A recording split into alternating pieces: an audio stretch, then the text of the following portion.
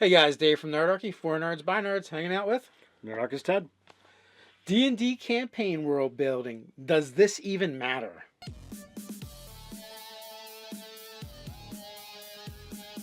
Jump down in the description below where you can sign up for Nerdarchy the newsletter.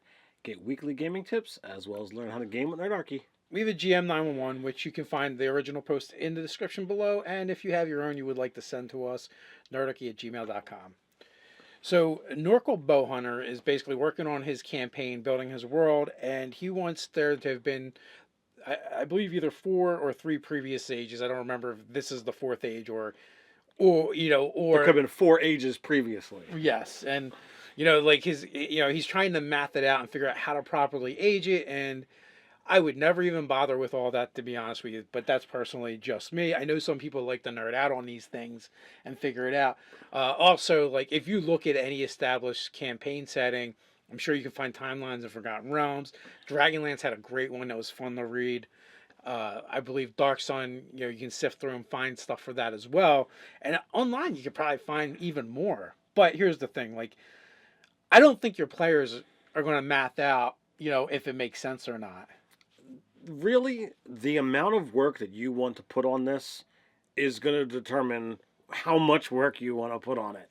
It honestly is. The players are not going to typically, now I can't speak for everyone out there, but typically most players don't care about all of the nuance that came before. They care about their story. They care about what is going on in the world that they're playing. Now, if you have this huge, rich history that they're going to interact with, and they're going to find out these things, and they're going to uncover mysteries that is related to this, well, then uncover those mysteries as it comes about in your game. I wouldn't spend a lot of time with it.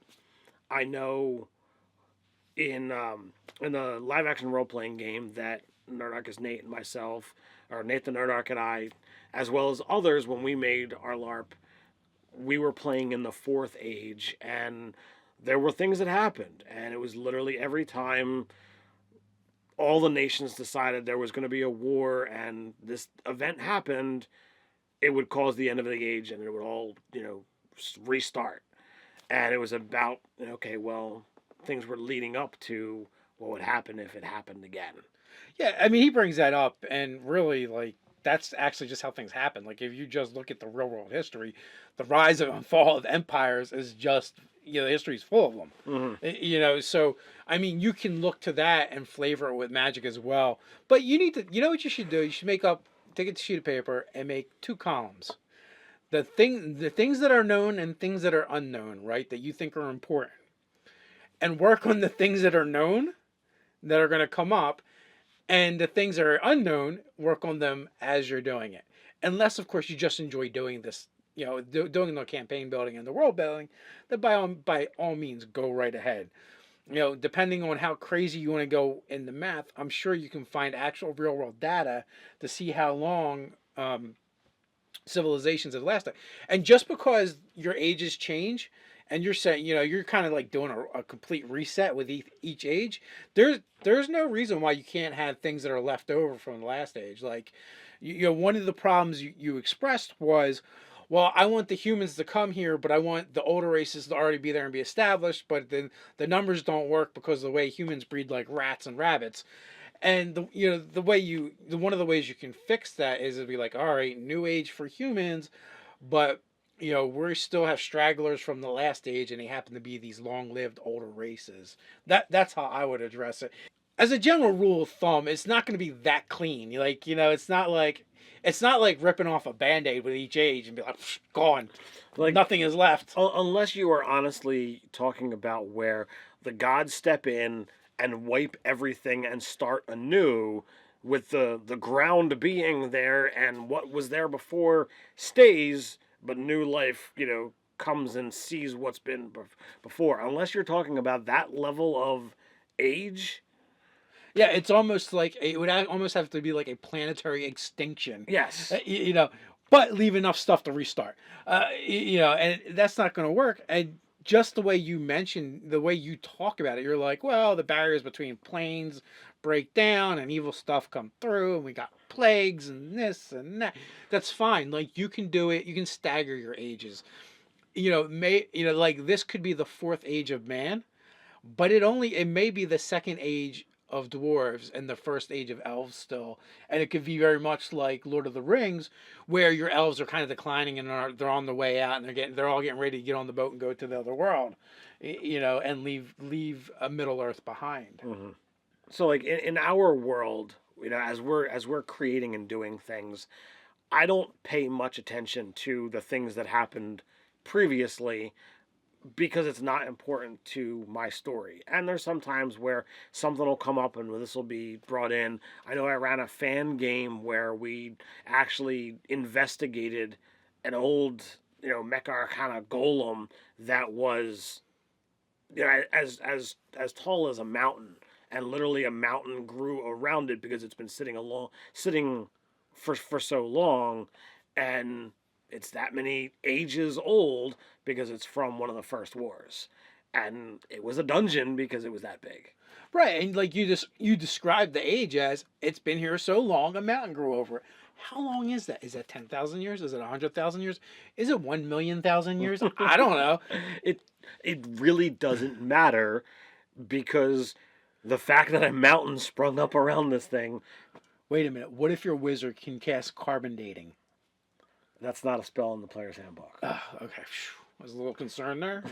So like the players understand and the characters understand that mountains don't form overnight unless you've got lots of people casting Move Earth, and therefore that gives the players of the game the understanding that a lot of time has passed for this to happen, and that's all you need. Also, too, you're trying to solve like these fantasy, medieval style problems with modern science and thinking, which isn't available to your characters that are in the game. They don't have modern mathematician skills to bring to bear. They don't have modern science to use. They have magic, and like the magic can tell them whatever you want it to tell them, because again, you're the medium for the information.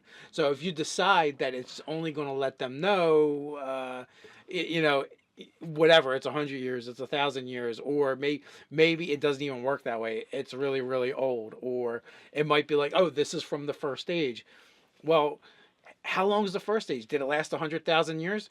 Well, that's great, but was the second age 3,000 years? Like, it doesn't even matter. It just becomes like numbers. So you can just throw this stuff out there in an interesting way.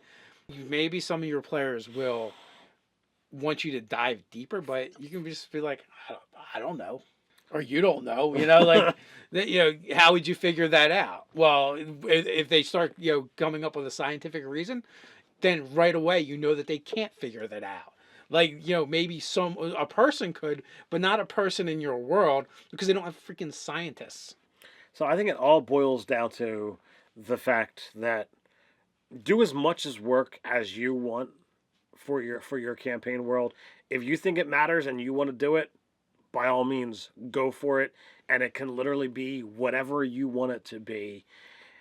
If you think your players are going to have fun and really enjoy figuring out all these different nuances with the different ages and whatever, awesome, great, give it to them. If you think that, like so many other players that I've come across, it's just gonna be like, okay, it's a note on the character sheet, or it's quickly forgotten, then don't kill yourself with the effort, Because they're like, can I kill it? No, it's the first age. You can't really do anything with it. You can just learn about it. And they're like, whatever. Does that have loot? Well, yeah, there might be some. Well, here's the other thing, too. Like, you also want to avoid the trap of pigeonholing yourself as a DM, of doing all this work that you feel like you then need to force it on your players. It's one thing if they want to. It's one thing if you can kind of, put it in the background and release it slowly.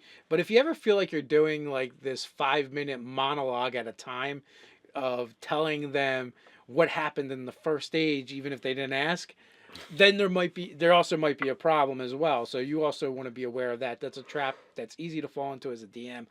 I know I've done it. I come up with cool things and I want to tell them about it. But you have to Guilty. really, yeah, you have to find a way that's relevant to them to introduce it and where they can interact with the information, because it's a lot less fun if you just vomit it at them and there is no real way for them to do anything with it. So, what do you guys think? You got any suggestions for Norcal? Sorry if I pronounced that wrong. It's a great spot for that, and that's down below in the comments. While you're down there, don't forget to like, share, and subscribe. You can check us out over at nerdarchy.com. So until next time, stay nerdy. nerdy.